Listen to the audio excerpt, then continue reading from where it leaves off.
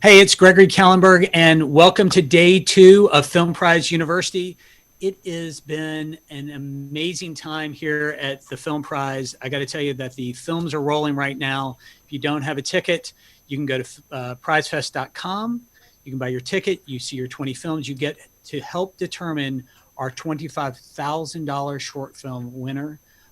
It's a pretty amazing prize because that $25,000 is the largest cash prize for a short narrative film given in the world. So please be a part of it. If you're not a part of it, if you are a filmmaker, you are about to experience an incredible treat.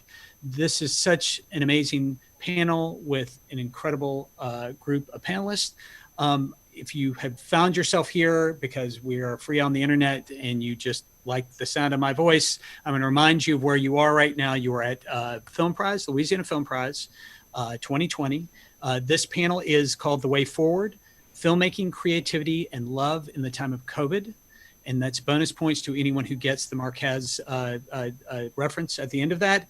But I'm thrilled to be here with an incredible group of people who will be helping us kind of go through this somewhat ephemeral and definitely tactile issue here as we deal with a pandemic in this year 2020. And I'd like our panelists to introduce themselves and then we'll jump into some questions. Why don't we start with you, Kevin? Hello, my name is Kevin Arbway. I am a filmmaker. And I also write for podcasts, televisions, and televisions, plural televisions. I write for 4 televisions in America. I love this festival. And we love you. And I do want to say that like yesterday, I had to do this. If you're going to be demure or humble, I'm going to call you out. Kevin has been such a bright light to the Film Prize since he landed on our doorstep, and we miss you terribly, and I'm thrilled to have you along for the ride here today. Tara McPherson. Hi, I'm Tara McPherson. I'm the chair of Cinema and Media Studies at USC School of Cinematic Arts, and I mostly look at how digital media are transforming media environments. And again, Tara, I don't know if you remember, you were there in year 1. You were like there at you are the OG here in the room. And I got to tell you, it's lovely to have you back. I hope everything's going well for you in California. I know it's crazy out there right now. Next, we're going to go to Linda. Linda has been a bright light for a long time too. Linda, tell folks who you are and where you're from, and then I'll augment it with the truth. I'm Linda O, or Linda Olszewski, and I work for Shorts TV and the Oscar Shorts, and I'm also a photographer. And I've been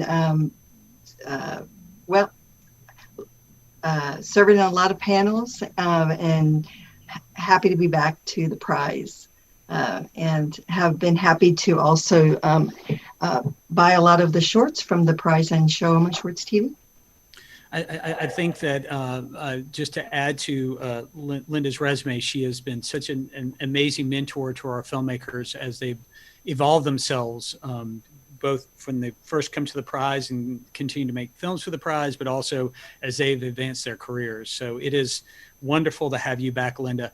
Now I'm going to bring up to the plate the rookie, the woman who's not been a part of us, but soon will be part of our family once we indoctrinate her today. Ladies and gentlemen, please welcome Mary Sweeney. Thank you. I'm very happy to be here. My friend Tara, who is my colleague at USC, brought me into this. I'm really happy to be here with her today too. I teach at USC in the writing division. I teach feature screenwriting in a class called Dreams, the Brain, and Storytelling. And I'm also a filmmaker. And yes. And Mary, you sort of skipped over. You have done some pretty phenomenal things. Just maybe just a couple of credits for the audience, just so they know exactly who they're dealing with here. Okay, I am a director, an editor, a producer, and a writer, and I produced and edited David Lynch's films for 20 years. And so I produced Mulholland Drive, produced and edited Mulholland Drive. I produced, wrote, and edited Straight Story. And I started working as an assistant editor on Blue Velvet. So I worked with him for 20 years, but started editing with Twin Peaks Fire Walk with Me. Yes. they're like I said, there is no humility at the prize here, Mary. You'll just have to join with the rest of us and just be chest-beatingly proud about everything that you are, and you are amazing. So we are thrilled to get this underway. And why don't we start with you, Kevin? Let's talk about that current landscape for art and commerce right now. And if you could, maybe you could, for those who, again, we have a big audience. Not everybody knows everything, that we are in the middle of a pandemic. You might want to start there.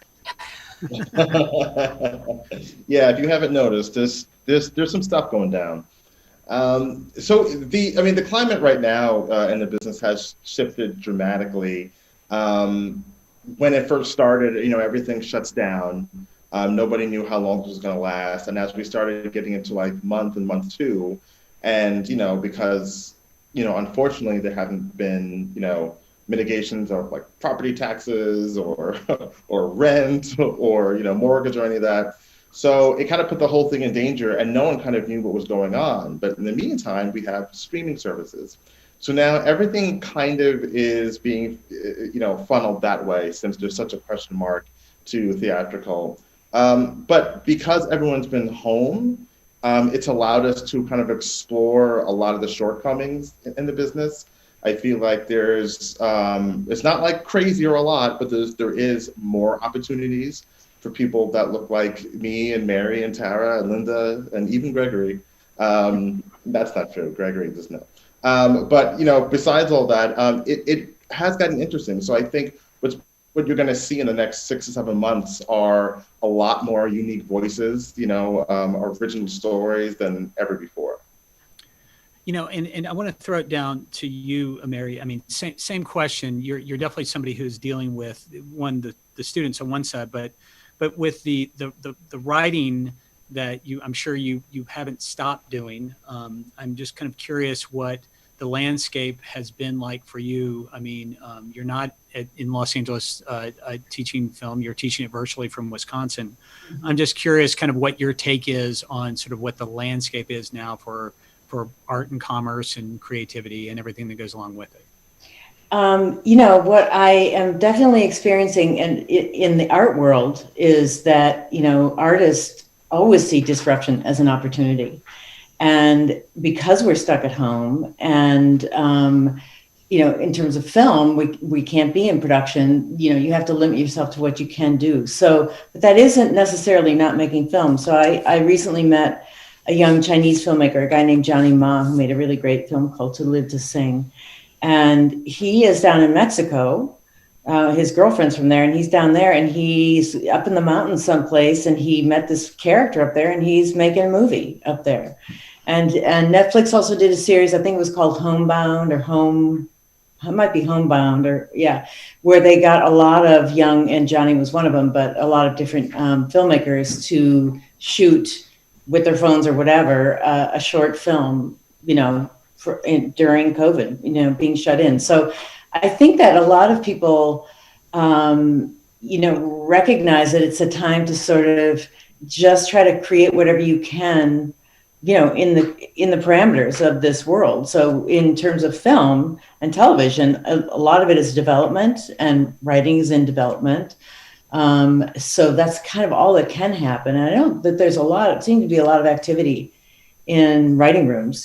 People are, because once the pipeline opens for production, they're just going to make stuff like crazy, and they're just stockpiling things. So, I mean, Kevin, would you say that's your experience? Yeah, most definitely. There's been a lot of stockpiling, and now, shifting gears to where, okay, we have to come back. So there are series starting up again. Some have moved locations. In the middle of the pandemic, when things started to open up again, I was offered a 2-picture deal that was supposed to take place in St. Petersburg, Florida. And then 2 weeks after the offer, it was like, okay, I'm not sure if that's reasonable. And now I'm hearing that we might be out of the country. So we're going to start seeing that a lot more. Whatever countries we're allowed in, there are not many, unfortunately, but within those countries, we are looking to shoot there. But what you said about stockpiling, there is going to be this logjam, and I don't know how they're going to deal with it. I really don't. And it's interesting because you start talking about that sort of that growth of the material. I'm also interested in the growth of the artist. Linda, you and I have had pretty extensive conversations about how and what these artists, and we'll just kind of right now turn the focus to filmmakers, what they should be doing. And of course, what we know what they shouldn't be doing is, out there and doing things that are not safe. And the safest thing right now is, as people said yesterday on the panels, is to really kind of get yourself into development. Film industry is not going away. It'll still be around in 2021. I'm curious what advice you're giving those that you're mentoring right now, Linda. Well, I think the pandemic is an opportunity for people because for the first time in most people's lives, people have had an opportunity to slow down and to actually center and actually really, when filmmakers are making their first project, it's usually something that has gestated for a long time. They've written and rewritten and rewritten and rewritten. And so when they go out with something, it's just amazing because they've really worked on the development of the project. And so I've really felt that the pandemic is an opportunity for filmmakers to really go back on projects that they might have worked, to rework it and really bring more heart and soul. I mean, Shakespeare wrote 3 of his works during the bubonic plague, his best works actually. And there's I went back and researched a bit of this because there was a meme going around on social media.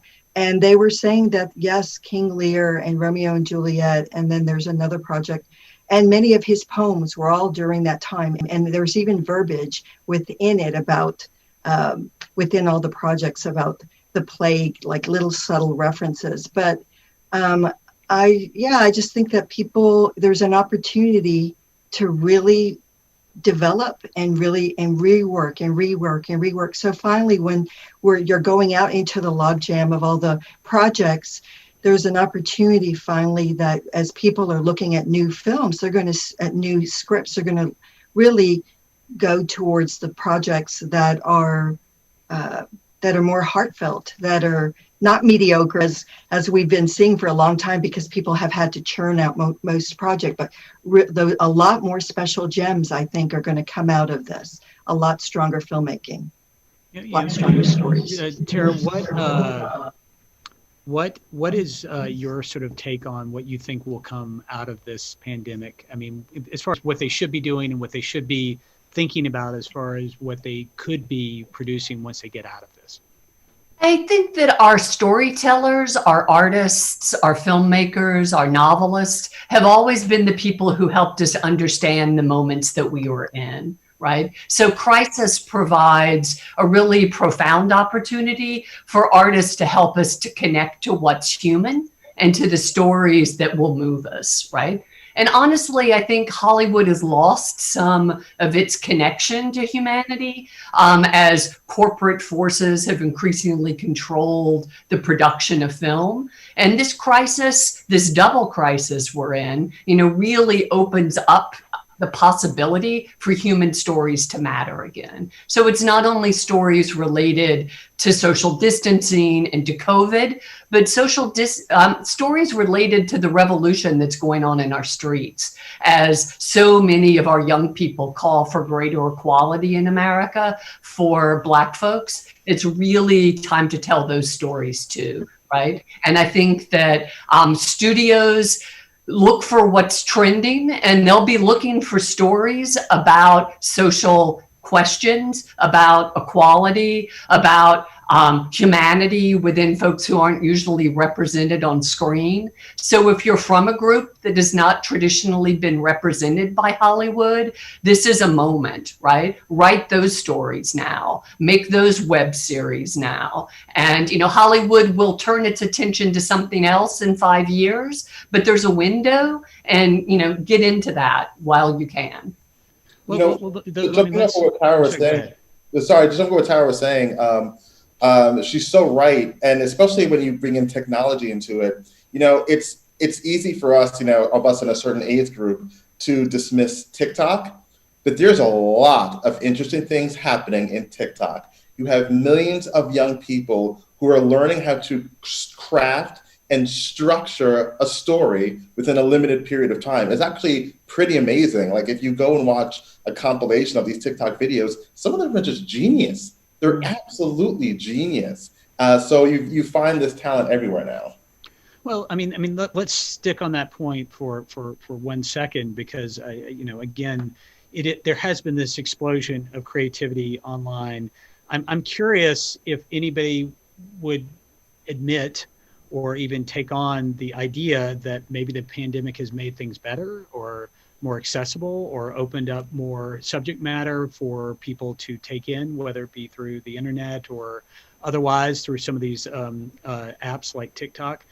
Has the pandemic made anything better? And what kind of opportunities is it affording people right now?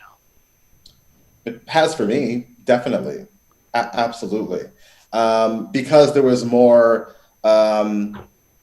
awareness of giving other people, a shot. Look, I will say the one thing that's very misunderstood about this business is when it comes to intention, right? So a lot of things are the way they are, not necessarily because it's like, I don't want to hear a Black story ever. What it usually is, people tend to work with people that look like them. And that is true of white men and white women. You know what I mean? Like you're going to find it's not just one group of people. It's just, kind of what it is. And when you talk about like stories about people who look like us, traditionally in Hollywood, the stories that would get greenlit are stories about Black pain. There is always the slave movie. There will always be the civil rights movie. There will always be that movie where it's, where a guy in a car is teaching a Black dude how to eat fried chicken. There will always be those movies that are really celebrated. But what we haven't heard are, those stories where it's like, no, this is a Black woman who is in this sci-fi movie about whatever, and the color of her skin is not a plot point. And I think that's kind of where I was able to step in personally, because I am a genre writer. I mean, I started doing comedy stuff because I am old. So I grew up on Mike Nichols and Nora Ephron and James L. Brooks, and that's kind of what turned me on growing up. But they can get anyone to write stuff like that, right? So as I shifted to genre, all of a sudden it's like, oh, Kevin's writing a horror movie or a sci-fi or a thriller, and it is starring mostly Black or Latino people, but the plot has nothing to do with race. That is starting to get more attention now. And also I will let the filmmakers and the audience know that we're going to be getting to questions about 15 minutes before the end of this. We're going to get through some questions now. Just put them in whatever channel you're watching this panel on, and our crack staff of Amy and Melissa in the next room will make sure that those questions get to us and I can ask them to these panelists. Going back to you, Mary, do you see where the pandemic's made anything better and offered opportunity where there wasn't before? There are certain things that are better that don't have anything to do with art, but I do also want to mention that I'm the board chair of Film Independent, which is this great organization in LA that has labs, and we do the Spirit Awards. We had to convert completely to online. And, we have a giant membership and we're still doing our labs online and so forth. So there have been opportunities for filmmakers, because that's what we do. We serve independent filmmakers and educate them and support them and celebrate them. But, our audience is getting international. I mean, we do these, like we just did the Film Forum, which is a weekend, usually for the industry, and it all has to be contained in a landmark theater. But now, like, that wall went away, and we have access to all these great filmmakers in LA who do these panels. And now people from around the world, people from Madison, Wisconsin, can, sort of connect with that community. You can join too, but you can connect with that community. You have access to the filmmakers we have access to. So that's a good thing. However, the whole board shows up for the board meetings now, which is 30 people. I'm really feeling the 30ness of the board. And so, but that's a good thing. I mean, it's a lot of really busy industry people, filmmakers, and if they're making films, they're not coming to these meetings, and it's a very, great community. So, I think that access that, young filmmakers, young, people beginning as storytellers, the access that this gives them, because nobody's working right now. That's the other thing, is that all the people who normally are in production are not in production. So we can get, really important people on these panels to talk about making films. Yes, and just for the record, for those who might be geographically challenged, Mary referred to Madison, Wisconsin when we were talking about international. Madison, Wisconsin is in the United States. But it's a very international community. I want to throw it down to you, Linda, talking about that larger audience. You're somebody who globetrots a lot, or I guess used to globetrot a lot. And you also deal a lot with sort of that larger international audience. Have you found that this pandemic putting us more into a place where, we're having a international audience watch our panel right now? Is it something that offers us an opportunity, or offers these filmmakers an opportunity as they move forward? Well, I'd like to talk about three things really quickly about that. One is, at Shorts TV, what's been amazing is over the last few months is all of a sudden the expansion of our television network. We launched in right before the pandemic in South America, and then we launched to Mexico. We're in India, but now we're launching all across Europe. We used to be very limited in Europe, and November, December, we're going as part of Amazon Prime in Spain, the UK, Italy, the Netherlands. And so as a result, not only has the channel launched, but also the ratings are through the roof. Like when I say ratings, it's the amount of people that are actually watching the channel, that are subscribing and watching shorts, which is great for shorts and for the filmmakers that we're buying shorts from. But also I'd like to just say that from the distribution end, one of the things that a lot of the people are doing is distributors they're pivoting. Right now we just released a release of animated shorts that were on virtual cinemas, and it's through Vimeo on Demand, which is global, but also through all these cinemas that are promoting films. So like they may not be in actual theaters, but they're it's our way to support the cinemas and the filmmakers, and the cinemas are promoting these compilations of shorts, and people are buying them. And we're about to go out with something on October 9th called Selling Lies, which is quite interesting. I would recommend checking that one out. But also I would say just one more thing is the public.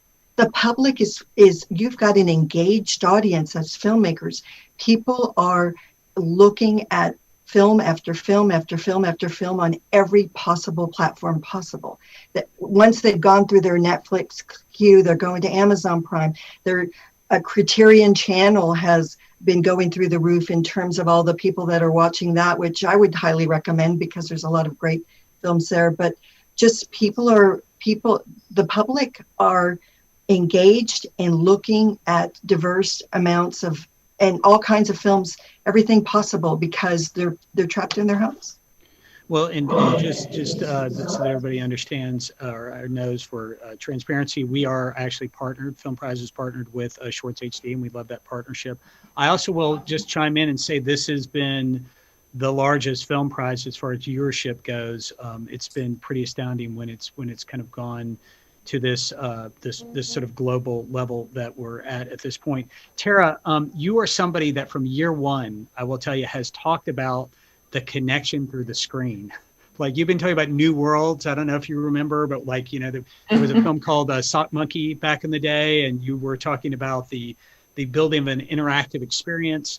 I'm curious, when you are pushing past this, okay, we understand that we need to get out there and do that. What are some of those adages or those things that we need to really consider as we're thinking about how to connect ourselves as a filmmaker, as a creator, to those in the audience?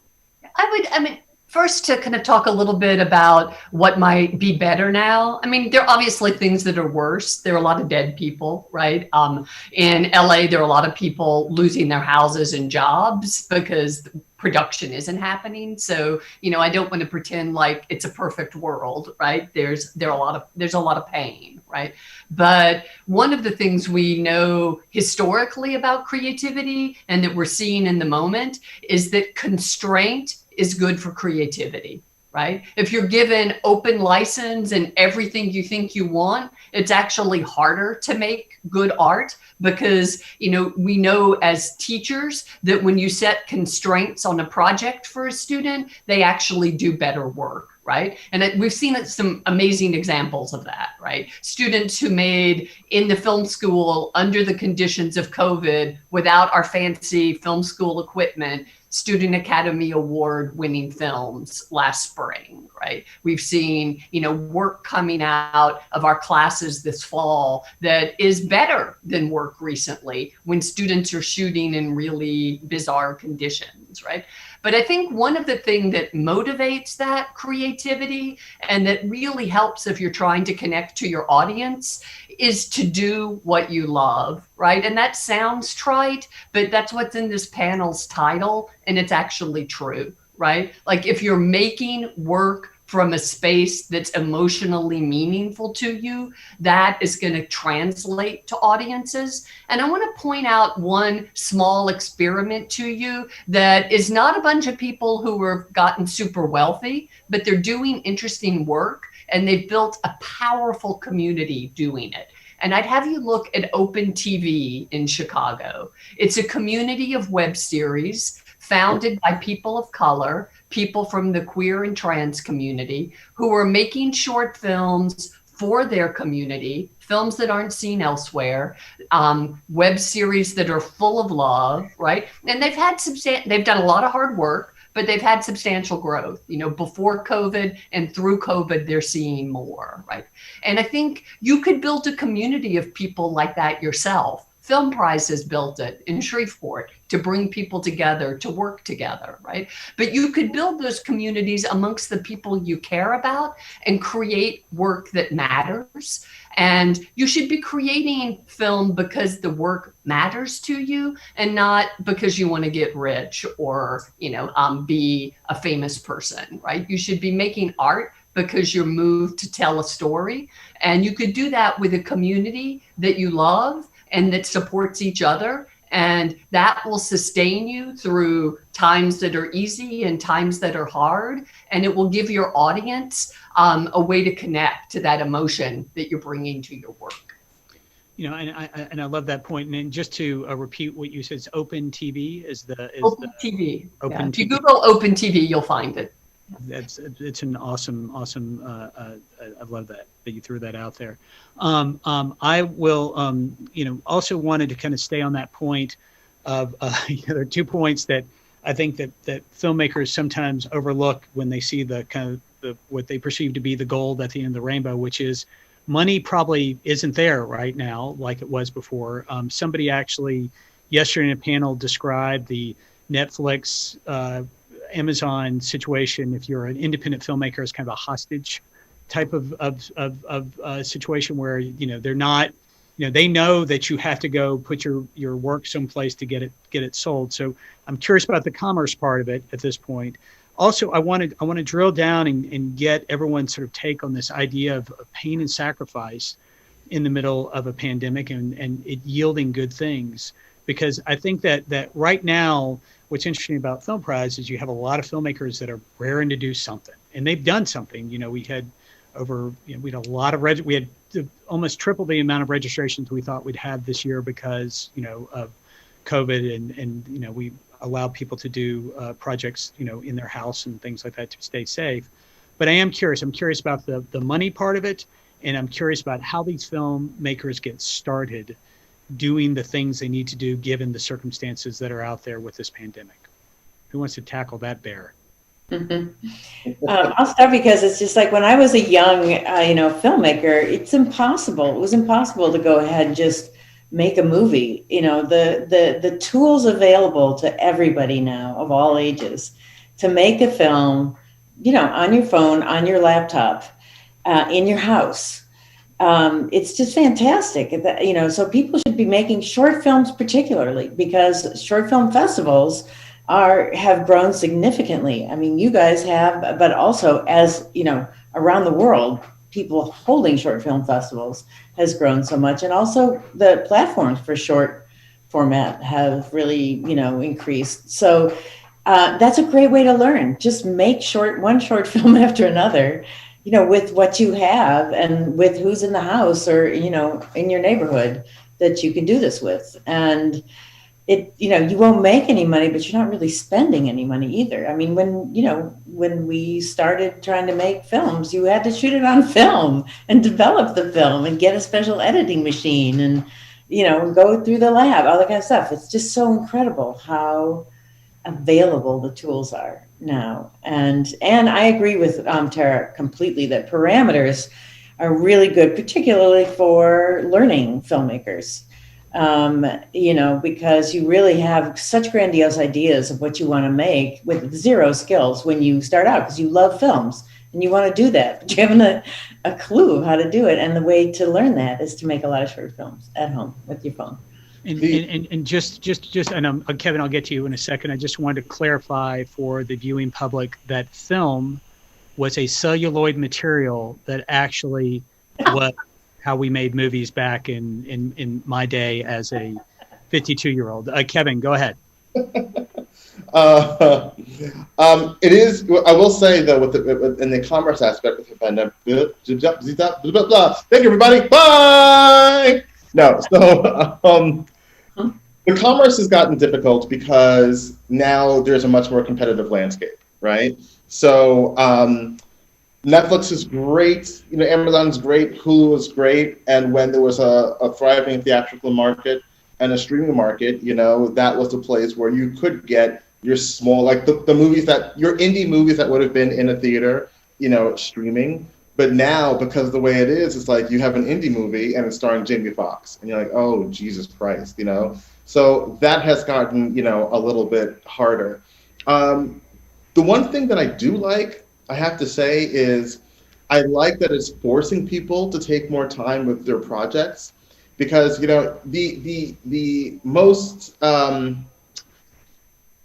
common landscape of indie filmmaking is someone has an idea for a movie, they write that movie, right? They write the script, and it's like, I got to find money, right? And then it becomes 3 weeks to a month of writing some script, and then a couple of years of trying to find money, right? But what ends up happening is in that space, they're essentially shooting a movie that has a one draft script. Like the script is literally a first draft. And because it's so hard putting together a film, you end up working with your friends and family. And I always kind of say, I'm like, look, the number one rule you should always have with indie films is only you can be the least experienced person on set. Okay, you have to go on set and feel dumb every single day, because you want people around you. You want the DP to school you and know way more about lenses than you. You want the audio person to school you. You want the production designer to school you, and of course the producer. And there are producers out there that you can attach to your small film if it's unique enough. Now, it may take a lot more time. You're using all the contacts, whatever, but I'm just advocating for taking the time, because unfortunately with whatever product you have, you've got one shot, right? Once you put it out there, that's kind of it, So take your time, and at the very least, get to someone who's went through the process before, has had something just for themselves, because they're making the right deals. They don't pay retail to trying to save you money. And every time people try to, save a buck, you end up spending way more. So, and it's interesting because, it's almost felt like for a second we were back into the world of traditional filmmaking. But I mean, the point is certainly well taken that everyone should be taking the time right now, this terrible situation that we're in, and really take advantage of it. Linda, I'm curious, when you are that filmmaker out there listening to a panel like this, and Kevin talking about taking time with that script, what are some of the other things that people should be doing to just get started down a path to create something, namely a film? So everybody sees the world differently, and everybody's got a unique voice. Use it, because that unique voice is what gets films seen, and it gets attention, like through programmers or whatever. I would also say, we're all we are all suffering in this pandemic. It's been difficult for everyone in one way or another. And God bless those 200,000 plus Americans that have perished and all the people around the world. It's really sad. But I would focus anything you feel about this situation and utilize that energy to something, if possibly funny. We need to laugh. We need to heal. You have an opportunity as a filmmaker to create projects that are not about the pandemic, not about the sad parts, but how about those little golden moments? We're all recognizing them and seeing them in our lives, those special little moments that keep driving us forward. That's the kind of little moments that could be shot in short films and could be shared. And those are the types of films that tend to be audience favorites and go viral. And so I just want to let the filmmakers and the people who are in the audience know we're about to get to your questions. And if you would just go ahead, I know that there are 4 channels going on with, like I said, international, ladies and gentlemen. Oh, a lot of people watching this. Did you want to add something, Linda? yeah. I mean, two other things is, I just wanted to say something about not only Shorts TV, but at the Academy. So this year, for the first time ever at the Academy, more people ever were able to be viewing and supporting and voting for the Student Academy Awards this year. And so now, all these people that are in our branches of the Academy that are doing the pre-work to look at all the films that have Oscar qualified, there's more of us looking at it. So that is something also too, as you're getting your work out there, if by any chance any of you have a film that's really, really solid, and I would suggest trying to Oscar qualify the film this year. The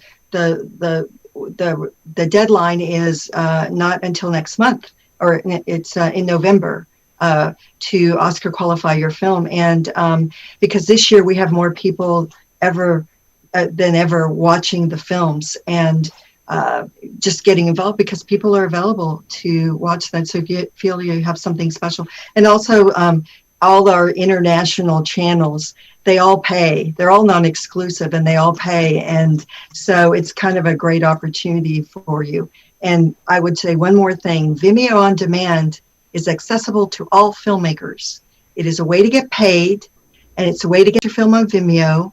And so that is another place that you can put your film and get paid for your work by each viewer. That's such great tips. And again, what I was saying before is we're getting some questions from filmmakers. We're going to try to get to as many as we can. Send them through the various channels that you're watching this panel on. Again, this panel is being delivered free, and we appreciate all of our sponsors that have helped bring this panel to the screen.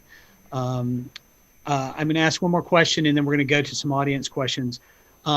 People are watching this, and we have set some very lofty goals. You guys have done a great job really putting a lot of pressure on these filmmakers that are out there watching this. I'm curious what the expectation should be given the circumstances that we're in. Like what should a filmmaker be expecting of themselves? And you guys doing what you do, you know a lot about that road ahead. What are some of those bumps that could be there, and how do you sort of drive right over them? And I'm going to start with you, Tara.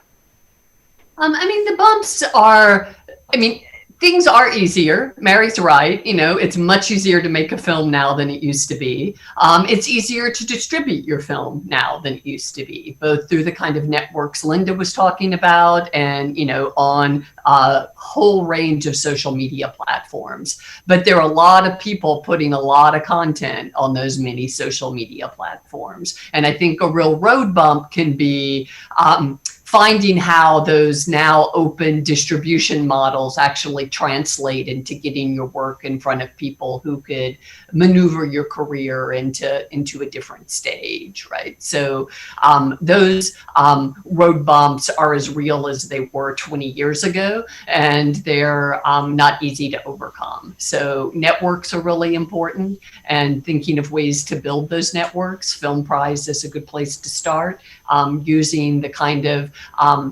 Aggregating functions of something like Vimeo on Demand can also help.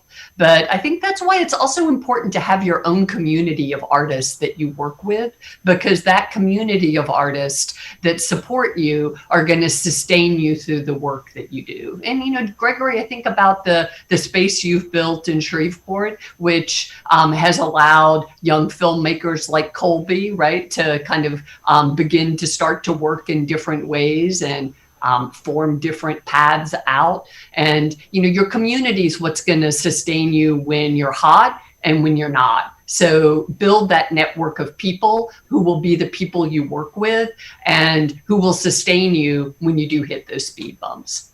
That's wonderful advice. Linda, why don't you tackle that if you could, the expectations for a filmmaker and kind of what are those bumps and how do you kind of get around them? Well, I think the big thing is always to believe in yourself and to believe in your work and embrace the opportunities as they arise. I mean, you don't really know, like as you meet people or as you have an opportunity where it can lead. I mean, there are, as you're getting your film out there, whether it's a festival or certain platforms or Zoom meetings, it always leads to something. So the big thing is just be open to what the universe might be offering you, because you don't have the big picture. You're one of the characters in the big picture. So be open to, don't put any roadblocks in front of you. Just be open to whatever and stay positive and centered. Yeah. Mary, same question. Yeah, everything Linda said is just, and Tara too, is really great advice. And David and I shared an expression, often, which is keep your eye on the donut, not the hole, which is really great advice for people wanting to start out in film. And now with social media, there are so many distractions. And one of the, something that's poisonous about social media is that you are constantly aware of all the other things that everybody else in the world is doing to make you feel like you're inadequate and you're never going to get anywhere and all this stuff. So it's really, that stuff isn't important. All the stuff that Linda's talking about, that's what's important. And also community is really important, your own community. And that can come through short film festivals or film festivals that have shorts sidebars. That is where your work will be seen. That is where other people will see, you as a filmmaker will see actors other people use and cinematographers that other people use. And you can really feel yourself inside a community. And I'm not really plugging Film Independent, but it is also a great film community. And we really do need that. And we're having to reinvent it as an online version of that. And there are new possibilities that go beyond the festival, but those are, just focus on your work, hold it close to your heart and nurture it, and don't get distracted by what everybody else is doing, because it'll just make you feel like you're not doing enough ever, or that sort of thing. So. I love it. Well said, Mary. Kevin, and then we're going to get to some audience questions. Question being, what are those expectations for those filmmakers out there? What should they put it on themselves? And how do they ford the gaps and get around some of the bumps that are in the road? I would just kind of break it down a little further. And I would just say that developing a pragmatic objectivity to your work, I find to be almost the most important thing. You have to first understand and know in your heart that no one is actively trying to stop you. Okay, that tends to be sometimes a narrative, like, so yeah, they didn't pick my thing, politics, man. And I'm like, hey, hold on, that wasn't politics. Your script was terrible, So I think taking that time to develop, again, there's a reason why everyone keeps saying the word community. And I think that's insanely important. But I also think that community cannot be your friends and family necessarily, because whatever you show your friends and family, they're going to tell you it's genius, no matter what it is. If you put it on Facebook, you're going to get 300 likes and tell you you're a genius, no matter what it is. So just really take that time, because I will just say just quickly, that was a big change for me, even in my career, that, being represented by someone and things kind of not going the way I wanted it to or expected to. And I just feel like my writing is on point. I just don't get it. And I just ended up sending all my stuff to 40 really big people, and all 40 got back to me. every single one, and just kind of confirmed kind of what I thought. But, you know, the only reason why I did that is because I spent so much time being really objective about my work, and then like getting to a place where, look, if you send it someplace and they don't want it, that's fine. But you do want it to be like, look, this is not for me. It's good. It's not for me. It's not for me, but it's good is the best rejection you'll ever get in your life. That's again, well said. We're going to go through a lightning round. We have a lot of questions, but we just have a few more minutes. So I'd like just maybe one person to take each of these questions. Some of them are directed at particular people. This one is directed at you, Kevin. It's from Justin LaCalamita. He was the director of a film called Ronnie, who's in competition this year. As a writer-director, is it okay to tell stories of disenfranchised individuals if we do not belong to that particular demographic? This is such a great question, and it's actually a big discussion we're having right now at the Writers Guild. Everyone has different takes on it. This is my particular take. As a writer, you shouldn't necessarily feel constrained to write other things, right? That don't necessarily reflect you. Because, you know, that's kind of what it's all about. But if you are writing about a very specific culture, okay, and a very specific nationality, you have to do the work that is more than just hitting Google, okay? It is very important because there's a lot of responsibility for certain things like that, because understand that if you're tapping a character, let's say, who's historically significant, let's say, you know, you want to write a story about Betty Shabazz, you know, and you're not from that world, you have to understand that there's only going to be one movie about Betty Shabazz. That's it.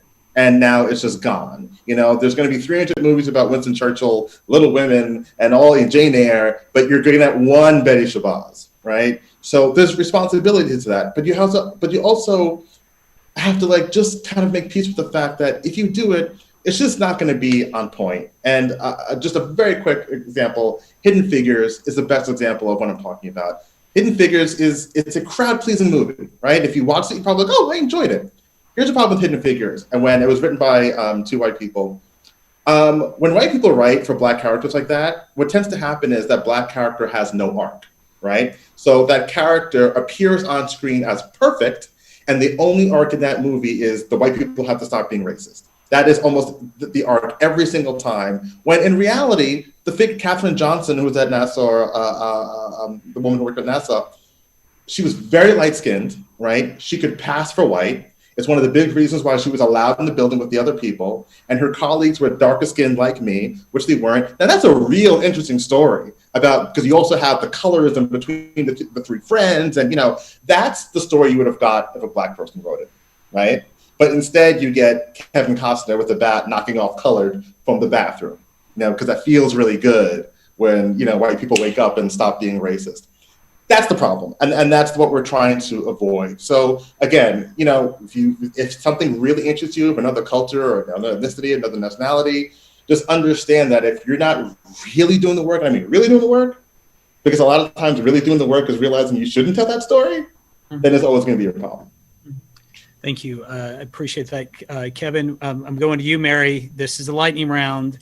This is from Dexter Duran. He's the writer-director of the film Find Her. We're prioritizing Film Prize filmmakers first with their questions. Have you had more luck or success making projects that you personally identify with, or by supporting projects that are more centered on other people's visions? Definitely not on other people's visions. I mean, I'm very skilled at other people's visions, having edited, you know, David's films, someone who's got a big vision. So I love, I love the creative contributions I made to that vision. And, you know, so many of us made a lot of contributions. But if I'm writing something or wanting to write and direct something, it is definitely not. I would consider myself a writer director. So if I write something, I want to direct it, and if I'm directing something, I want to write it. So I think that answers that speed version. I'm going to ask the last question from the audience, but before we leave, it's going to be very quick because we're running a little over. This has been a fascinating, amazing panel. for our last final moment to have you on screen sharing your wisdom with the world. One sentence that each filmmaker should walk out of here with. One sentence that they can put in their pocket, pull out like a fortune cookie thing, look at it, and it will shine light on the path and make them super smart and successful. Okay, so no pressure on that. You'll have about 40 seconds to think about what that piece of wisdom is. This last question, let's direct towards Linda. It's from Eva Contis, another filmmaker from Film Prize this year. Is it a bad idea to Oscar qualify a short before a solid festival run, or is it better to stay on the circuit and create a buzz first? It depends. I mean, in the doc, if you're in the doc branch, definitely go the festival route. If you're a feature, definitely go the festival route. If it's a short doesn't really matter. Last year, the film Saria was Oscar qualified, and it played no festivals. It Oscar qualified, then boom, was right into its Oscar run, and it was about the work, and it got nominated. So it didn't win, but it got nominated. And there were, but festivals. If you can do the festivals, I would say one other thing: is your film timely for now? If your film is timely for now and it hasn't been in festivals, it won't matter. It will be relevant. But it, more than anything, whether your film has had a great festival run or no festival run, it's about the work. It's about the film being amazing and soulful and well-skilled, and we've never seen it before. And there's something very unique and original about the piece. That is what gets films shortlisted. I love that. I love it. All right, so everybody ready for this final lightning round of wisdom? Ready? Give me a thumbs up, everybody, if you're ready. You guys ready? And I'm going to need a noun and a verb in your sentence, and not too many commas in it. That's none of this E.E. Cummings stuff. All right, so I'm going to let Kevin start. Stay persistent. Nice. Very good. There we go. Just throwing it right back in my face. I love it, Kevin. Thank you. Thank you for being grammatically correct. Linda. Use your personal voice. Okay. Mary Sweeney. Keep your eye on the donut, not the hole. Okay. Keep your eye on the donut, not the hole. And then Terry, you're going to take us out on this beautiful day here in Film Prize land. Don't be a dick. Excellent. Yes. We just had to. It had to be the hashtag at the end. Ladies and gentlemen, please give a virtual round of applause and a socially distanced hug to Kevin, Tara, Mary, and Linda. You guys did so wonderful. Thank you so much. You are the prize. Remember, Film Prize goes all the way through October 11th. Go to prizefest.com. You can judge the films and help one filmmaker win $25,000 cash. This has been amazing. Thank you so much. Up next is John Wildman. He'll be talking to actors and directors about the relationship between an actor and a director. So thank you again for being here. Keep logging in and tuning in to prizefest.com, and we'll see you soon. Viva the Film Prize. Thanks, Gregory.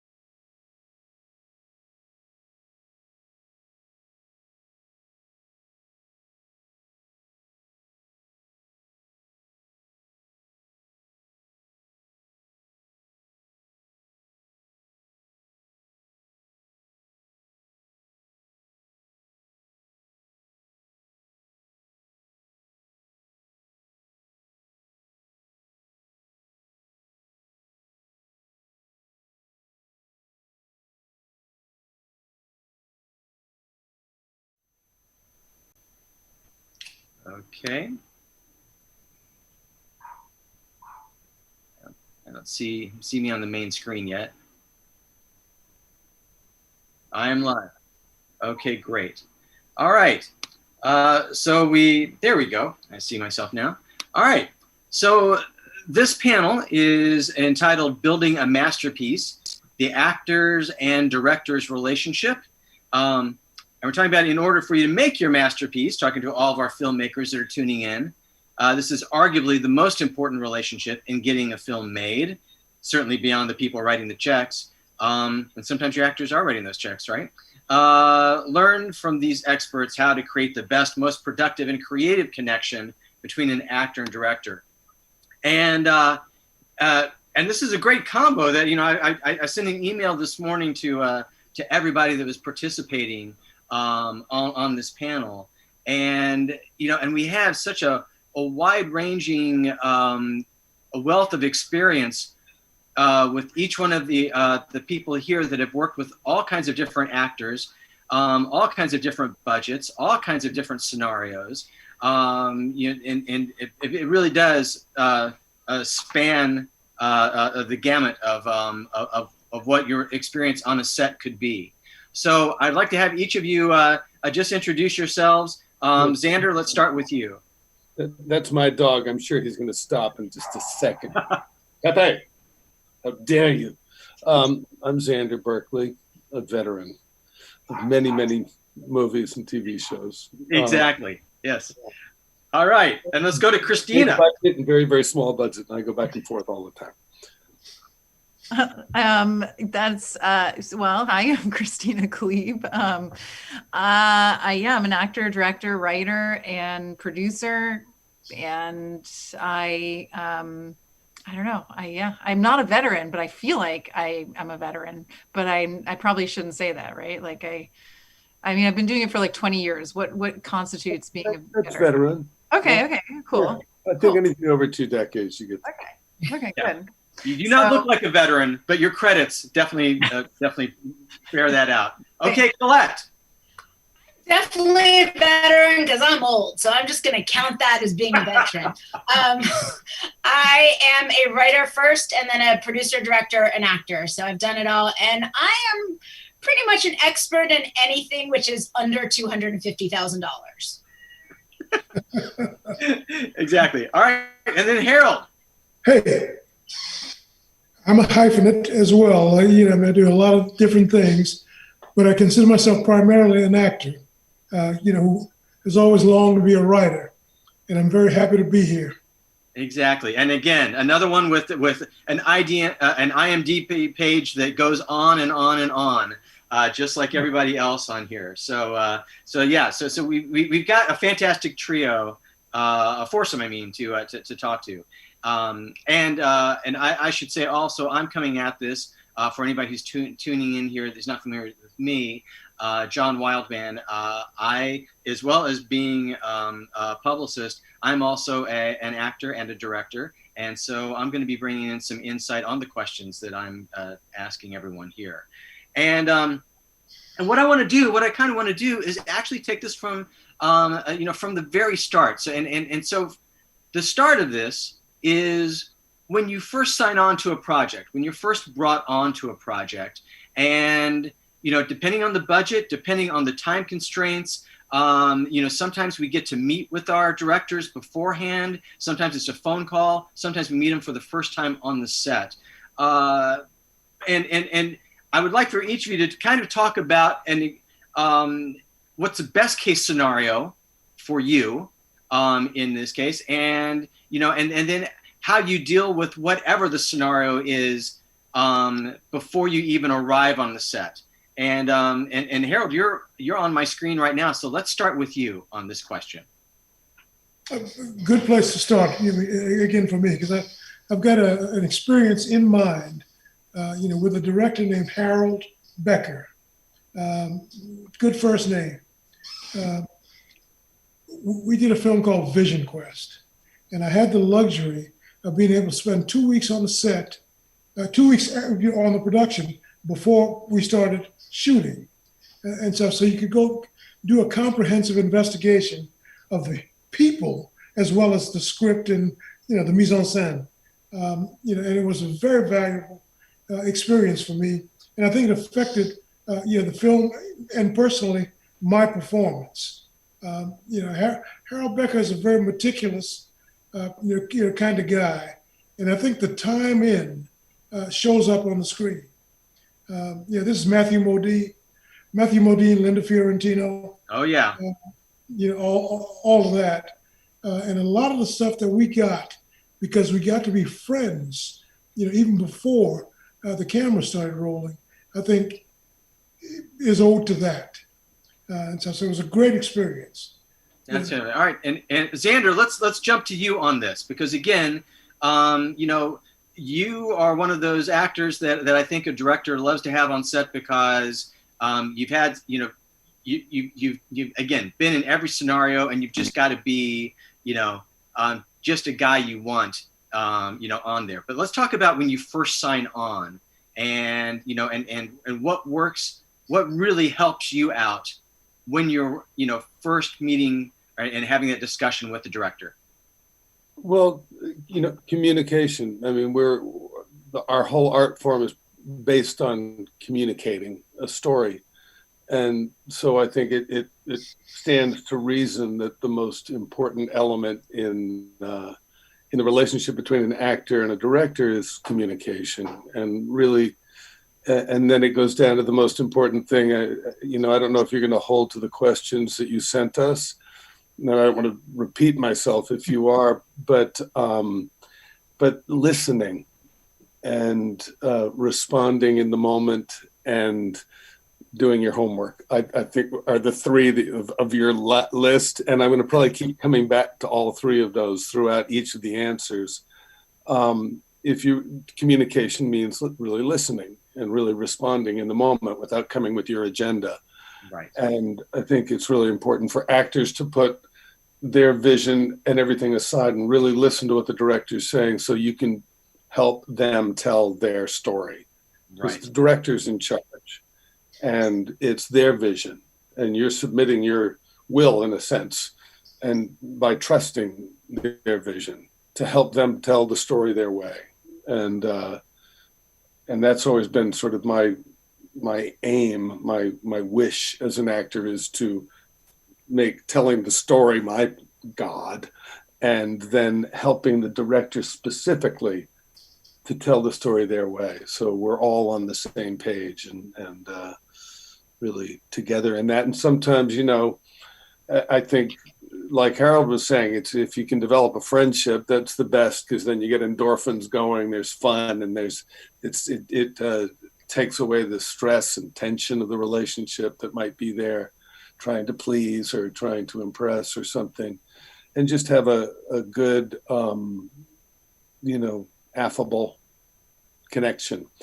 And when you don't, I've had experiences where I was cast from tape, and like Clint Eastwood, and I didn't even realize I was so impressed by him at that particular time, until I'm like, he's not that much taller than me, but I felt like I was looking at Mount Everest or something, Mount Rushmore, I guess. And I went to shoot the handshake because the producer introduced us. Andy, you haven't met Clint yet? No. And I get one of those crummy little, fish handshakes, and like, hey, can we do that again? Can I have a do-over? The second one in there, and I got a good grip and locked eyes. And right after that, it's like there was no communication before, and his crew had been working with him forever. And I had the scene we were going right into shooting was I had to have a gun on him, and no, I've got my hands in the air. He's got the gun on me. And then he looks away at Raul Julia for a second, who makes a noise. And in that amount of time, I have to pull a gun on him and get a shot off. And I'm thinking, this is Clint Eastwood, the fastest draw in the West, even though we are in the West. And I'm like, how do I need a shoulder holster. Where do I put this? Where's this gun coming from? And I ask his props guy, do you have a shoulder holster for me so I can have that under my jacket so I can pull this out lightning fast? And he goes, no, man, I don't have a shoulder holster. So I'm looking at Clint right after we've met, and I've got the gun cocked and loaded. And I'm like, what am I supposed to do with this thing? Because, I've got to shoot the blanks and stuff. And I'm looking at him like, do I put it down here in my pen? He goes, no, don't do that. You shoot your fucking dick off. No. Take it out and you can take the lock off then and then get a couple of pops off and then get out of Dodge. So like, okay, well, that put me at ease. But I mean, if you don't have that relationship where you've had a conversation, that was a long time ago. And I was like, oh, right. It's like, so I think the more communication and the more relaxation and the more everybody's feeling like they're friends, the better always. Right. And all right, and Colette, let's go to you on this, and let's talk about when you're talking, when you're part of a group, because a lot of our filmmakers that are that are watching this, they have groups that they're working with and they're teaming up with, and and that's the last like handful of projects that you've been working with Jen Prince and the Purdy's, whether it be Quality Problems, and then there was Eve and Miles Underwater. You're part of a collective group that is doing this. And so talk about that as an actor going into that with whoever is your director, but there's a group ethic to that, and talk about that preparation. There is a group ethic, but honestly, to piggyback on what Xander said, it's so important to realize your place as an actor, because even though I worked on one of the films where I had script doctored the film, I was best friends with the directors, and it came time for my moment as an actor, and I had some thoughts, but it didn't matter. It's still, even if the director's your best friend or you've never met him or her, it's their vision, and it's your job to serve their vision, serve their story. So there is a hierarchy, and the director is, as producers, we're giving them money and opportunities, and as writers, we've given them the story. But when it comes down to it and they call action, it is the director's vision. So you have to be as prepared as possible and kind of know your job, which is to do what they tell you and not cause trouble in the moment. And that's how you have a copacetic set, and you all kind of work collectively to tell this amazing story, but respect the director. Even if you disagree with them in the moment, you have to respect them. Got it. And then Christina, let's go to you on this, because, and we're actually also going to dovetail with you on one of our first questions from Ken Burton, who's asking if directors should have acting experience, and you have directed. You've directed yourself, which I have as well. And I'd like for you to talk about that, and talk about having directed and having to put people through their paces, and then going back to the set as strictly an actor, how that colored your approach to it and your communication with your directors. That's a great question. Yeah. So it's hard. I think I think some of the best acting I did actually was after NYU, after I was in school for directing, mostly because I saw things that other actors did and other of my NYU peers that were so incredible. And I was like, oh, I want to act like that. Like, I want to be like that. Like, I also want my actors to be like that, be very subtle or what, just that was kind of the NYU style as well. But like, so I think I learned by looking at what my peers, what kind of actors they were hiring and what they were doing. Sometimes though, it did become difficult when I went back to set, because my brain was also working as a director. And so one of the things I wrote, one of my top things I wrote for Tips for Actors was obviously listening. And then I wrote, learn to take direction. Ultimately, it's the director's film, not yours. That's what I wrote. So like you guys said. But so I think one of the problems was when I was working with a director that had less experience than I had had as an actor or as a director, it became difficult because I would see things that they were doing that I knew were not wrong, but were not productive, or like they didn't know how to work with certain situations. So you really want to say things and you want to kind of like add to kind of like help them, right? But it's a fine line, because you don't want to be stepping on their toes either, right? They have to make their own mistakes because it's their movie. And also it can make directors feel very insecure if an actor speaks up and gives, even out of a very positive, helpful place, gives advice. I think directors can get very insecure about that. So it's, I don't know. I think it's a fine line.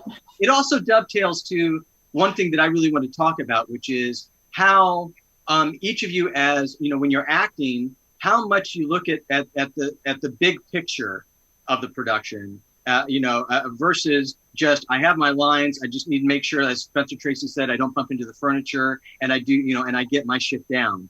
And from my own experience, I remember, almost like what you're saying, Christina, I was doing like this little film and the thing where like, I had a lot of blood work, like, they were, I was getting stabbed and there's a big, blood thing, but they had no budget. So they had like one chance to get this. And the director was like, kind of freaking out on like, well, what if the pump doesn't work and all that. And again, having directed, I said, well, listen, if it doesn't work, then I can show, I can bring my hands up to the camera that'll be all bloodied, and help sell it for you like that. But that's looking at it big picture, because again, I've been in that situation where you're going, holy crap, we've got one shot to get this. Yeah. So I would love for each of you to go through that. And Xander, let's start with you on this, because again, you've been in a lot of scenarios, and again, how much big picture do you look at versus I'm doing my stuff and I'm getting out of there? Well, I mean, I apropos being a hybrid, I've done a lot of ghostwriting on movies, but I've never directed in the theater. I've yet to direct a film, but I've always thought that was what I was going to be when I grew up. I just kept getting work as an actor. So that's okay. And I thought I'd keep learning from working with really old and experienced and very young and inexperienced and adventurous, in both cases, filmmakers, to see how much I could learn. And there's times, obviously now, because I'm so fucking old, that I'm more experienced than most of the people I'm working with. Because you age out at a certain point. But there's still a sense of wanting to listen and go with their vision. I do think like a director in many ways, and I do try to prepare ahead of time various options without getting married to one. I'm prepared. I have my lines down so I can go whichever way, but just sometimes keeping them just slightly out of reach so they still feel like I'm finding the words in the moment. But anything that's difficult, I know is in my bones and I can rely on them, so I'm not going to hold things up. I like to figure out business ahead of time. I like to work it out, and I like to call the props guy and say, hey, do you have a trash can in this scene? No, I'm at the typewriter, and I thought I might just take the sheet out and wad it up into a ball, and if I could have it someplace where I could it gives the cinematographer and the director choices in the rehearsal, that they don't just have to be in the talking head, they can use that in the shot. And if you have a hat rack, maybe if I could get my hat at the back right before I leave, I could throw that on.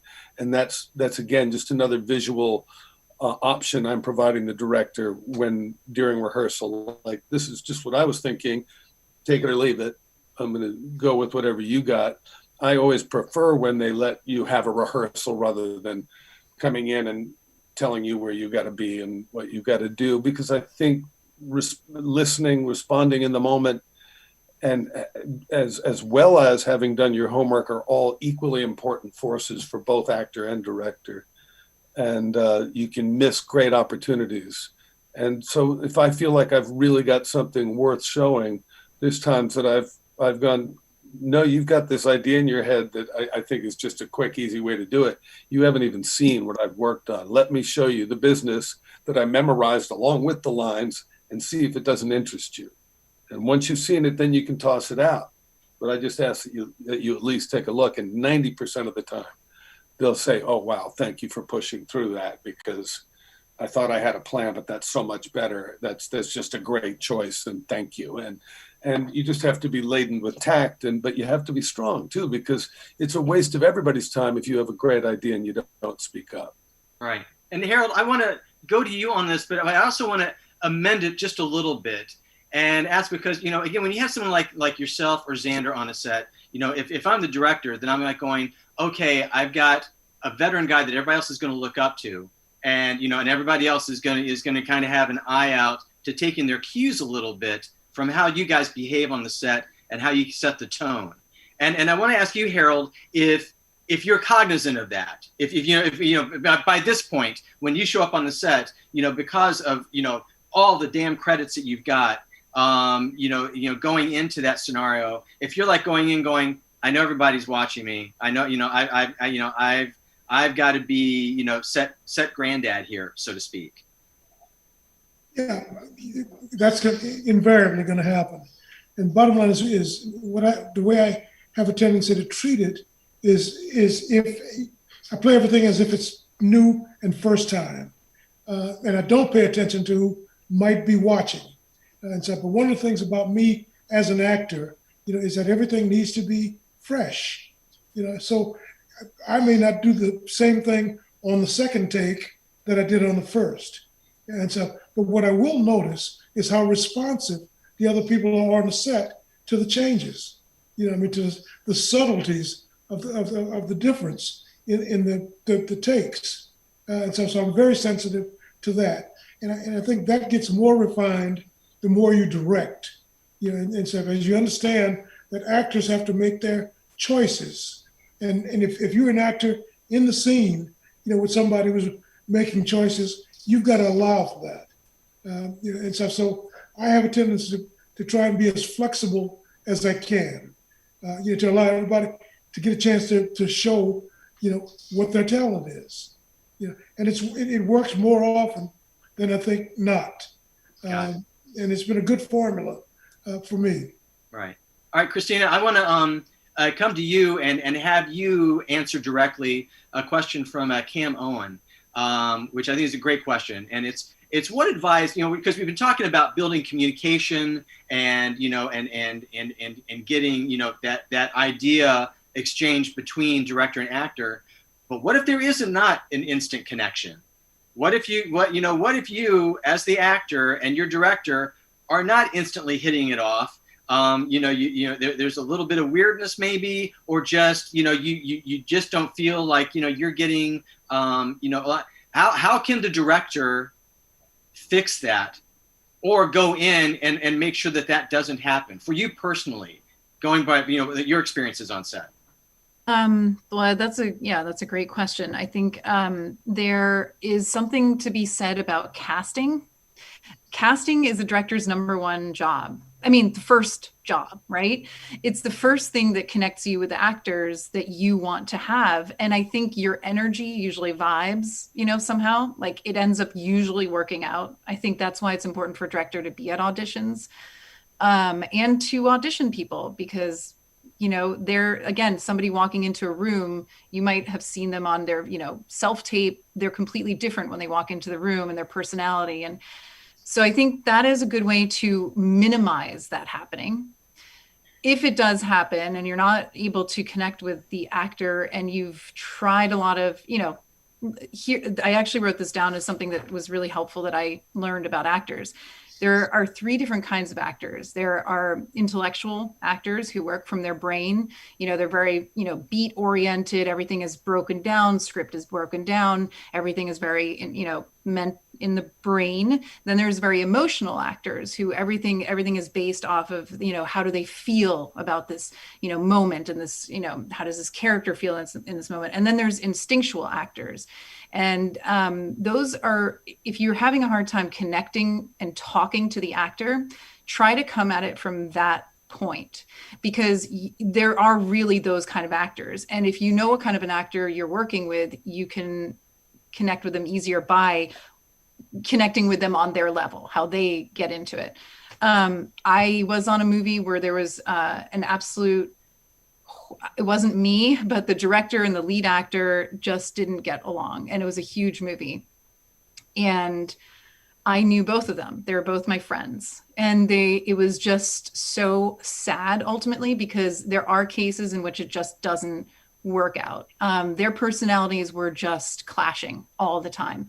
And one of the things I think was because the director was very mellow and low key and kind of wanting to please this actor so much. And this actor was a very strong personality, somebody who, I hate to say this, but kind of needed to be like put in his place a little bit. But because this director never did that, this actor just kept on like rolling, like he just took over. And he's a well-known actor as well. So it was like very hard to get that power back for the director because he just let it go too far. So there, you know, there are so many situations, different situations, but I think casting is where you can hopefully make that, you know, not happen. Casting an adaptation, right? You know, because we do.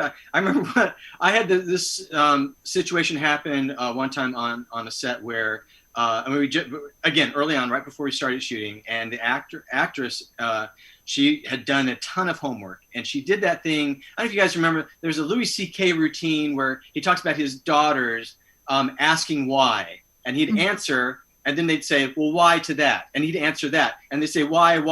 And he kept going until he questioned his very existence, right? And this is a situation with this actress where I would respond, you know, as to the motivation why, and then it was another why, and then another why, and another why. And at a certain point, you want to go, just say the damn line. Just do it, right? But you can't. You cannot do that. That is when you say, just say the damn line. I'm paying you, now say the damn line. Oh, God. I'm waiting for directors to say that to actors that pull that why thing. Yeah. Oh, annoying. God. It's the most annoying thing. And what any actor should know is that you're wasting the entire set's time. Everybody's time. Yeah. All right, Colette, I wanted to come to you with another direct question from one of our filmmakers.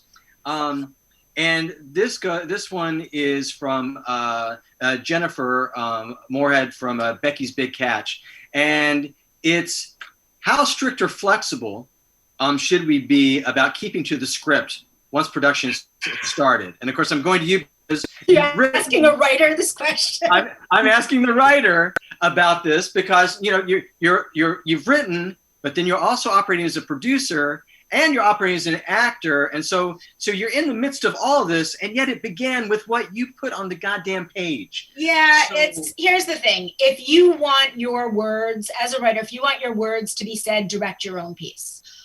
When I sell scripts, I'm selling my soul, and it becomes the director's vision, and he can kill as many babies as he or she wants because it's their vision. And I remember watching one of my films and I started bawling because I was like, what happened? What happened to all of my, and I quickly wrote the novel. So that way, like, my story would be out again. So the answer is, it's up to the director. I mean, it really is his or her choice.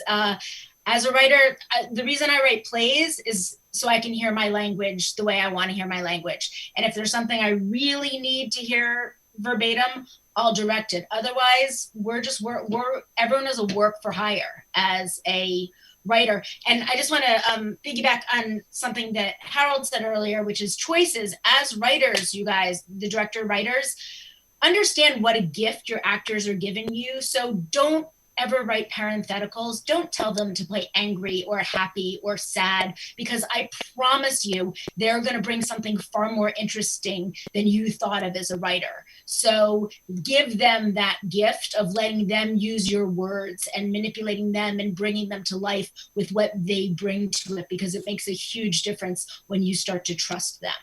Right. All right. Now here's a question that I love asking, talking to directors about, but in this case, I'm going to talk to actors about this. And this is a situation, you're in a group scene, and, you know, and the director has, like, you know, 4 or 5 actors, 3 or 4 or 5 actors, and actors get to that place at a different time and in a different way.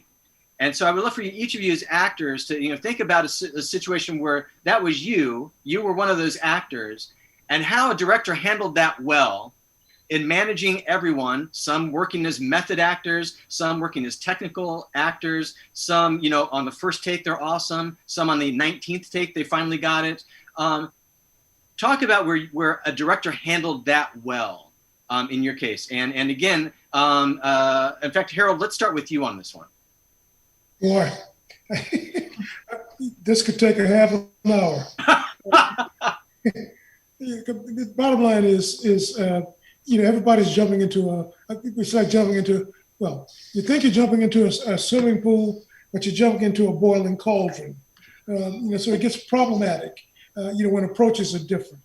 But the bottom line is somebody, and that's usually the director, has got to figure out what the key is to making the scene work. What I have a tendency to do, and it's back to the opening words, listen, and see what the scene becomes once you put actual real people, in it. Because one of the things that I find, being an actor, writer, director, is that I haven't seen a scene, even Bochco scenes, and so that stay the same from beginning to end. A part of the creative process is what the actors do, to the words that are on the page, and little, sometimes subtle stuff, turns into big stuff. It's a process, and I think you've got to be flexible as an actor, writer, director, with what's going on in the heads of the performers, because you've got to adjust as you go along.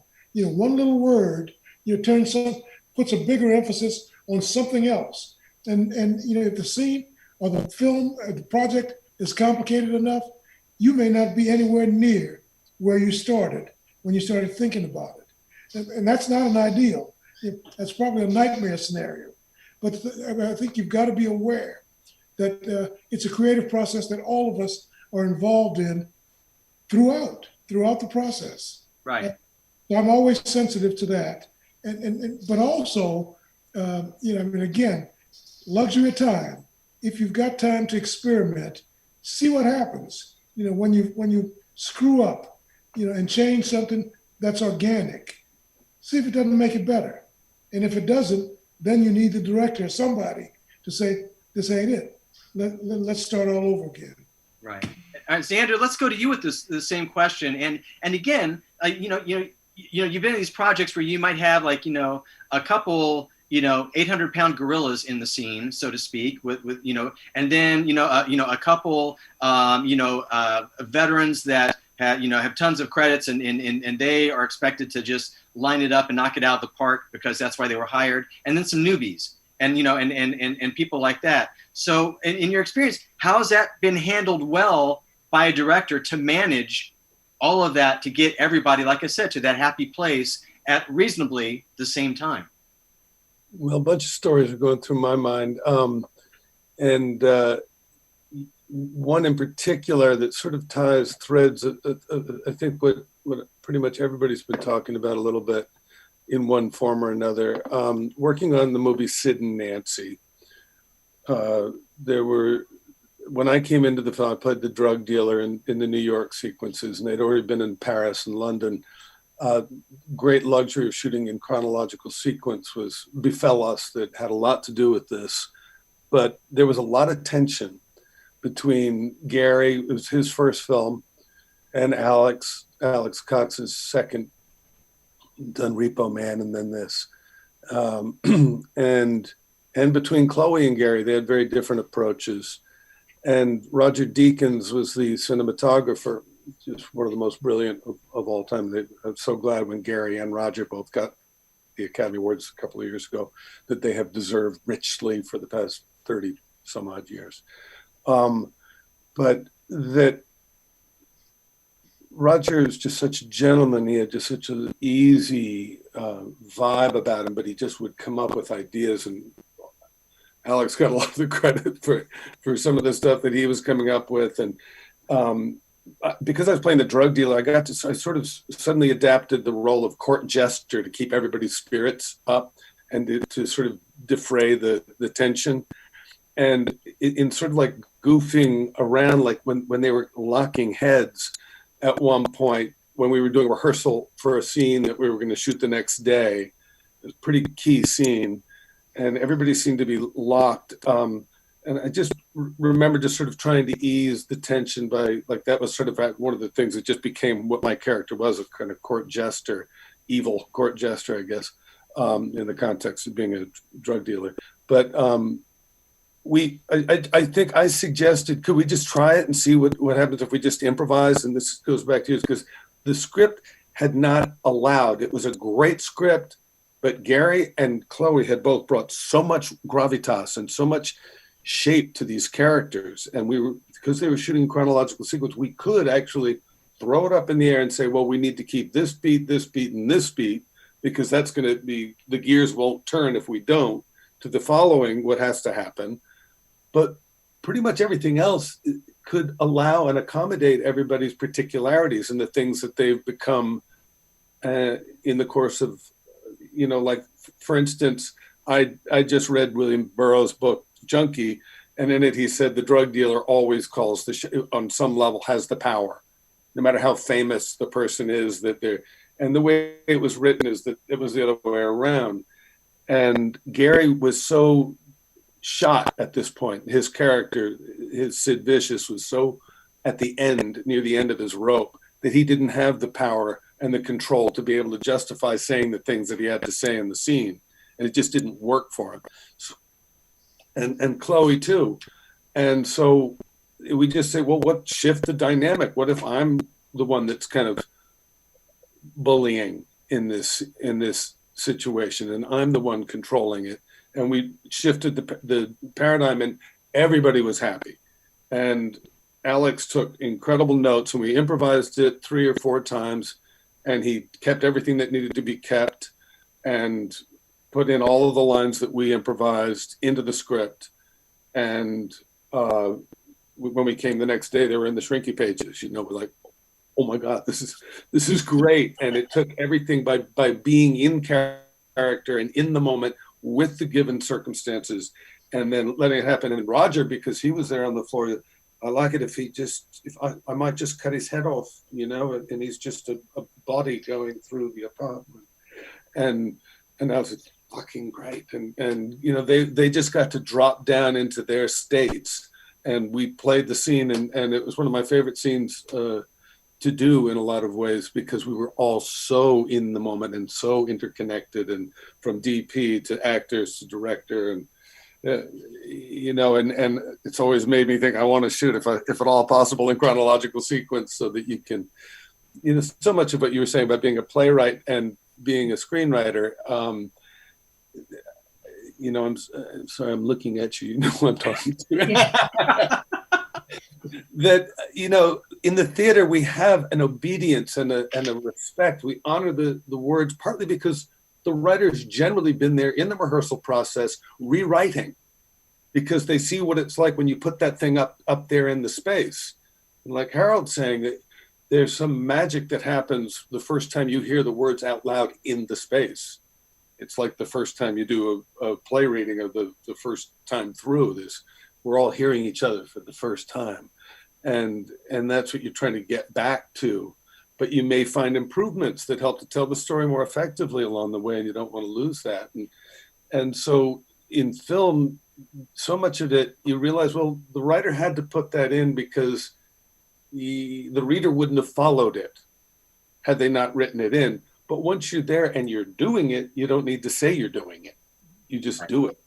And then a lot of the dialogue can fall away, and you can just scatter leaves on the cables and wires as they're pulling, that are just the things that people would naturalistically say in a situation like that a writer might not ever imagine being said, but they weren't ever in that physical situation with that dynamic and relationship. And it's you know what I love now what you brought us into, which is something that I had sent in the email to the 4 of you, and that was the idea of, you know, there are directors that are super strong at the relationship with the actors that communicate, and there are directors that focus almost entirely on the technical side, whether it be the camera side or whether it be effects or what have you. Mm-hmm. And I would love for each of you to talk about, you know, how that affects you as actors. You know, early on, Ken Burton from Value Inn was asking whether or not it was important for a director like to take acting lessons or something like that. And this kind of touches on that. And Christina, I want to go with you on this, because you have such experience, wide experience working within genre films, which oftentimes have a lot of effects work, a lot of prosthetics work, and directors can really, for obvious reasons, really get sidetracked by, is this thing going to go off? Is it going to work? And what have you, and maybe forget that there are also actors in the scene that need to be worked with. So talk about that push and pull between the technical side and what you need as an actor to pull off the emotional crap to actually make this thing work. Mm-hmm. Yeah, that's a good question. I mean, I have to say that I would probably be able to count on my hand how many directors I've worked with that know how to work really with an actor, because it's actually so hard. Including when I was learning how to direct, I was so shocked at how difficult it is to communicate what I as a director want, specifically, concisely, with timing in mind, that we're, on a, budget and a schedule here, to actually explain what I need from that actor. It's so difficult. And it takes a very specific person to know how to communicate like that. So I'd say literally out of all the movies I've done, whether it's an indie film, like, I don't even want to say names, but like most of the indie movies I've done, the directors will be concentrating on the technical stuff, making their time, making their schedule, making sure the shot is what they want. And often I'll be like, well, are you, do you want anything else? Like, can I just like a little bit of feedback, anything? I mean, because I get very insecure, so I'm thinking like, and they're like, and almost always I can tell you, the answer is, if I'm not saying anything, it means it's good. Like, that's like always the answer I get. And sometimes I get frustrated because I'm like, yeah, but I think it could be better if you would just talk to me a little bit, if you would just be like, hey, I don't know. But because again, it is so hard to really have that communication that I think often, as long as the director is getting pretty much what they want, they're not going to take the time to make it like, an Oscar-winning performance, because most likely it's not even going to be an Oscar-qualified film. So, but I mean, who knows? I mean, like, honestly, I think Proxy was like an amazingly acted on all levels movie, and Zach is a very reserved director, and I still think that was some of the best it was one of my best performances. And I don't know, I think it's because I had a lot of lead up to that role as well. Like he and I had been speaking, like Harold was talking about, like we had been speaking for months about this role particularly. And I had been able to physically get into the role, cut all my hair off, like, I mean, just very like stuff like that. So that helps, I think, to have that kind of pre-communication. So you're not on set when you have the time clock running down, and Right.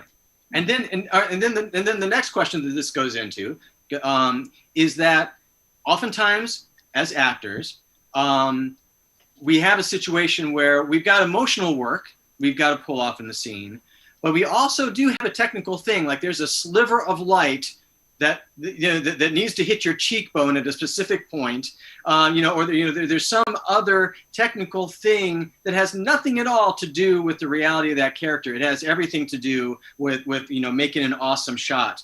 So Colette, I want to go to you on this, on how in those situations, because I think Miles Underwater had some of those situations to spare. How the director is able to help you navigate that as an actor, so you do hit that mark, literally hit that mark, and you also deliver, a real charismatic performance at the same time. I mean, it comes down to what everyone is saying. You have to be prepared. As you know, on Miles, like John acted in Miles for me, and he drove to set, I think it was Texas, maybe it was 130 degrees out. And because it was so low budget, there was one tiny little waiting area, and you were wearing a suit and you had to be in a really specific place. And the woman had to throw like entails on you, and there were so many things going on. And I remember just watching you in that suit as I was in a tank top and shorts, thinking, please let this work, please let this work, please let this work. And you as the actor came completely prepared, so the light did hit you and the entails did fall on your head, and yes, you smelled horrible and were soaked through, but you did your job. So again, whether the director has time, going back to the last question, to work with an actor or not, you know, the director is going to get what he or she wants as long as you as the actor are prepared, no matter what the weird circumstances are. And circumstances aren't just you guys as filmmakers. You know, from doing indie films, like when we shot Quality Problems, we had Alfred Molina, we had Doug Purdy, and we had a location that thought making a movie meant just one actor shows up with a camera. Like, didn't realize there would be an entire crew in a tiny little space. So, like Xander was saying, you have to readjust in the moment. And what we had to get kind of the bare bones of that scene so that we didn't lose the location, because we only had that location for that day. So it's about being adaptable, no matter whether you're an actor, a producer, a writer, a filmmaker, in the moment, in that moment. So yes, you'll get the sunlight on, you hopefully will get the sunlight on the eye. And if not, you get the sunlight on the hair and you decide that's what I wanted the entire time.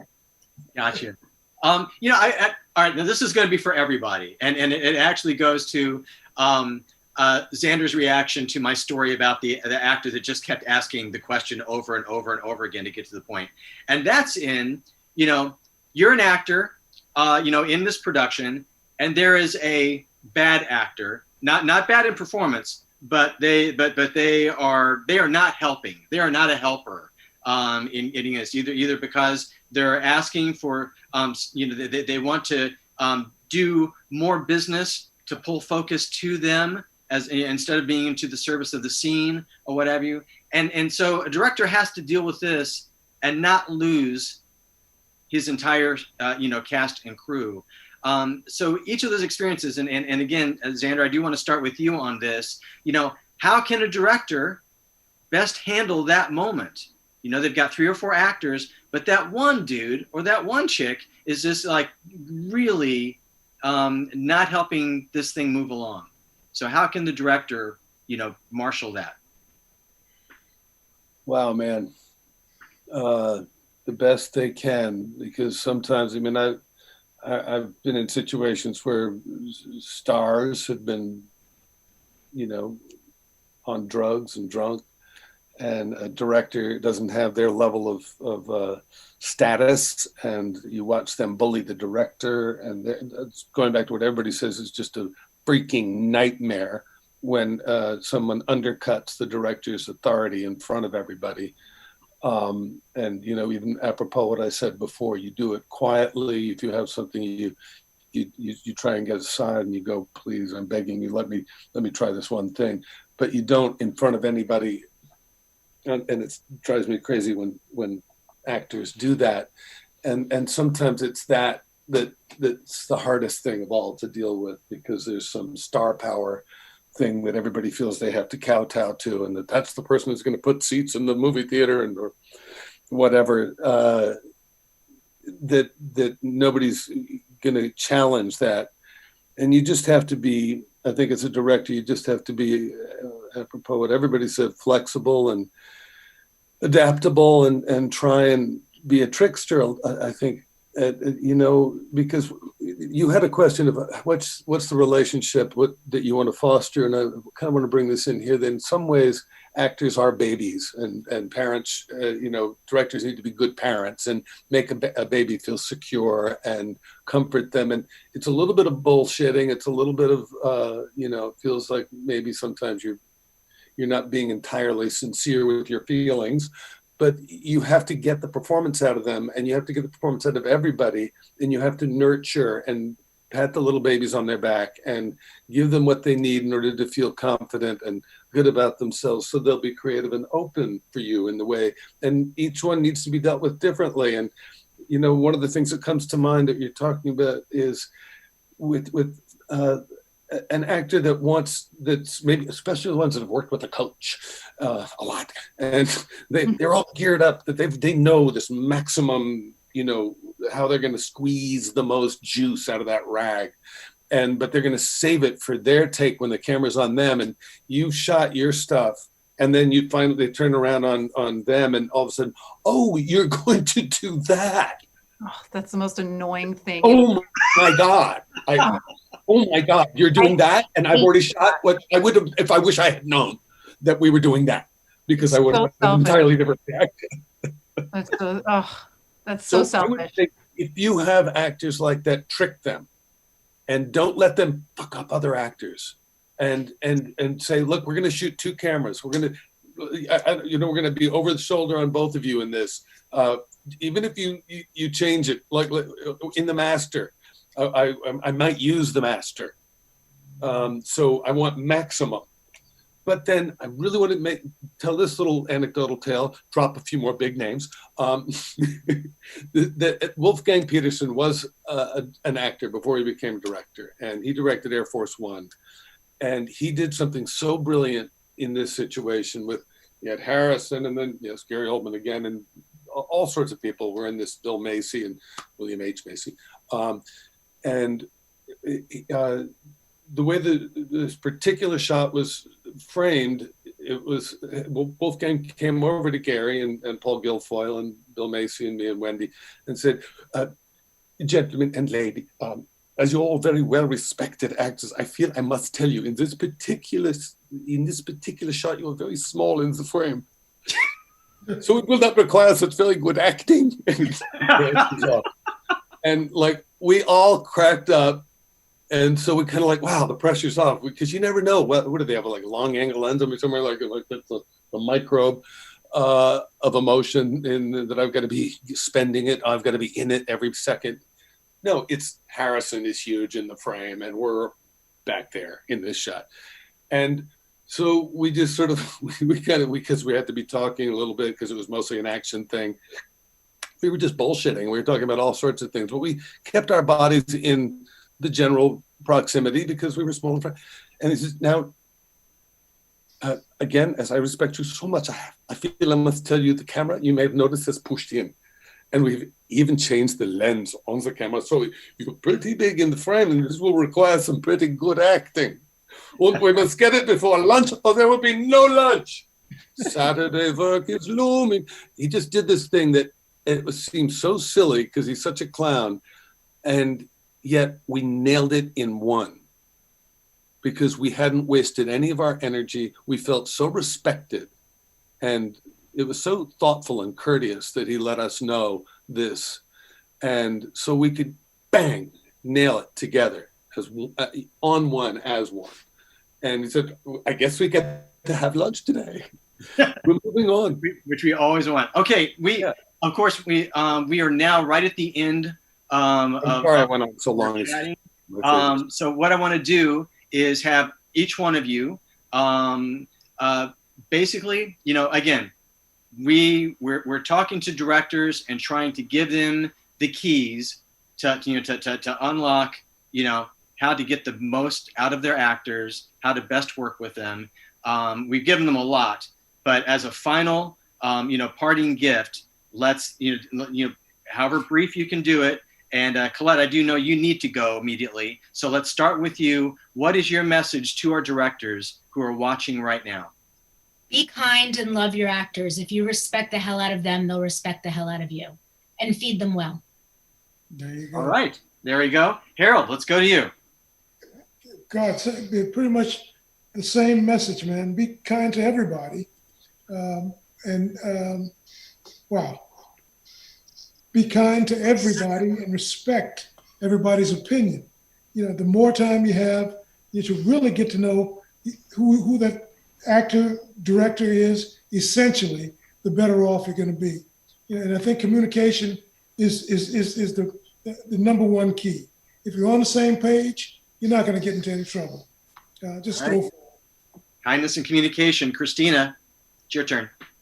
I think yes, I'll agree with all of that. Also, this is a very specific thing that might help some people out there. Once you've gotten everything you think from like one, you've gotten like a take that you really like, tell an actor, if you have the time, okay, let's do one take where you just forget everything I've told you and forget anything just do something completely that comes from your, the instinct, and just let everything go out the window, and do one take like that, just to get something completely different. Hopefully, you don't know what you might be able to cut from that, take into the movie. So that's a great one. All right, Xander, you're going to be the final word on this.